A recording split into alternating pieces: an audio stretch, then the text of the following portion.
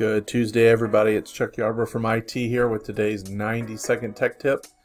We had a pretty good response last week from questions about Google Sheets, so I wanted to dive into that a little bit more today. Two tools specifically. One is called Format Painter, which is real simple, and the other is called Conditional Formatting. Conditional formatting is useful if you want to change the colors in a cell based on what's in the cell. So let's get started. So for the sake of the lesson, I've created a Google Sheet and I've got names and assessment scores in here. But it needs to be cleaned up because clearly I was not paying attention. I've got some font issues and some size issues, but I can use the Format Painter to fix that. So if I know this is the format I like, I can click this button and then pick the first cell, just hold my mouse down until I get to all the cells that I want to fix, and now we're good. So all these look exactly the same. Let's give Aiden a really good grade here because I left off a blank spot. Now, if I want to change the colors in these based on scores, we're going to use something called conditional formatting. So the way conditional formatting works is that you can pick a cell or a range of cells. In this case, we're going to choose this whole line, and I want to sort them by colors.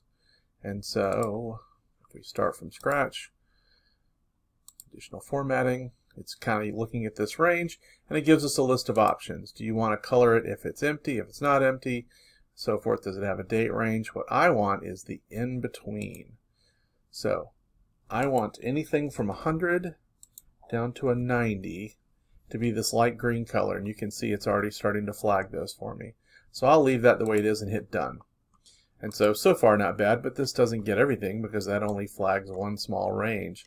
So we can choose the same range again and add another rule and say that I want everything that is in between, we'll say 80 and then 89.9, and I want that to be like a really light green. Let's see how light we can go.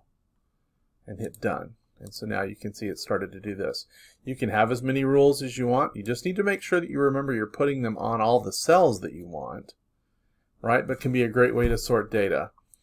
Let's freeze this top row. View, freeze, just one row. There we go. We can even sort this column now based on scores. So we can turn off the formatting rules. But if I click on this and choose rank them from A to Z, it's going to start with the lowest and give me the highest here, right? Flip it the other way. Rank it Z to A, and now I have 100 and down. So a couple of tools that can be useful when you're working in Google Sheets. I hope you found something that helps. More to come.